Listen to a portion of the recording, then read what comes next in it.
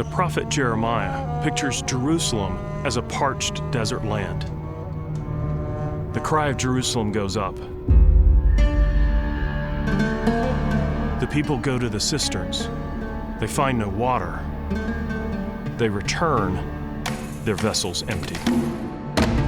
God used natural disasters like drought to teach his people.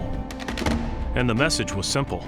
People who live in a desert need water or they die. God's people need his word or else they die.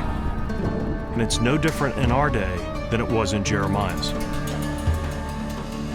Most of us resonate with the Old Testament in only one or two ways. Perhaps the beauty of the Psalms draws one person in, or the raw power of a story like the flood or the parting of the Red Sea draws another. But we read a passage like Obadiah in our reading plans, and it doesn't bring us life or come to life for us in quite the same way. But just as water always does its work in the desert, causing it to bloom and sprout, so God's word always does its work in his people. Whether it's by the warnings of a prophet like Nahum, or through the laments of Job, or Isaiah's invitation to eternal life, the thirsty soul will be satisfied in the word of God.